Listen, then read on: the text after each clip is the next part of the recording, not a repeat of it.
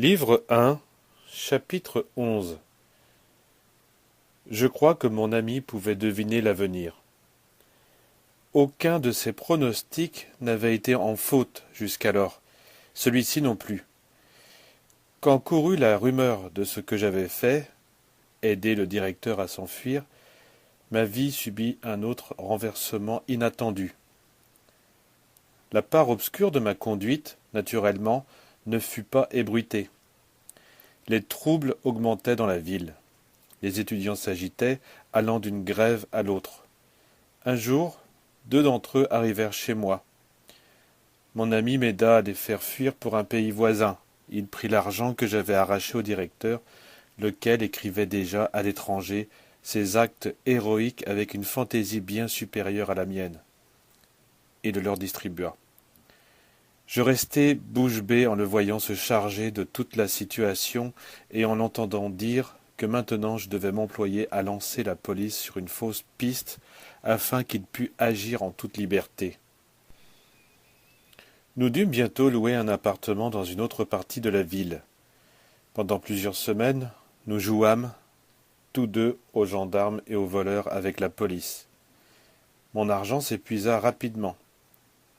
L'essence était rationnée, mais mon ami s'arrangeait pour obtenir des tickets. Nous utilisions des voitures diplomatiques et du ministère public pour notre entreprise. Quand je vis que l'argent filait, je commençai à l'obtenir par des menaces aux messieurs du club aristocratique, là même où ils forgeaient encore des plans sur la manière de donner un appui moral à ces étudiants.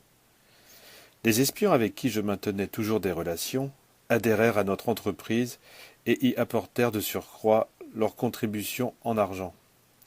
Mon ami assuma la direction effective et réelle de tout le système, qui s'établit rapidement. De la façon si peu remarquable qu'il agissait, personne n'eût pensé qu'il élaborait tous les plans. De mon côté, j'avais les nerfs ébranlés. Mon ami se contentait de m'observer. J'augmentais la dose de stimulant pour rester éveillé et actif. Le jour, je devais exercer mes fonctions de journaliste, comme si rien d'anormal ne s'était passé. La nuit, je devais aider mon ami. Conduit par la nécessité, j'appris beaucoup de choses. Un jour, à une heure calme, que nous eûmes pour discuter, je dis à mon ami combien je me sentais mal au-dedans de moi. Je lui exprimai le dégoût profond que, déjà, m'inspirait cette vie d'erreur, de mensonges et d'alarmes. Il se contenta de sourire. Peu de jours après, arriva l'heure de la désillusion. Un matin, vers la fin de l'été, une patrouille de la police vint chez moi. L'un de ces hommes, pendant que les autres fouillaient mes tiroirs, coupaient le téléphone et faisaient leur travail pour m'isoler, prépara le petit déjeuner pour tous. Ils furent très gentils. L'un d'eux seulement était assis sur un sofa, un revolver automatique à la main. Chose extraordinaire, face à tout cela, je commençai à me sentir tranquille, serein.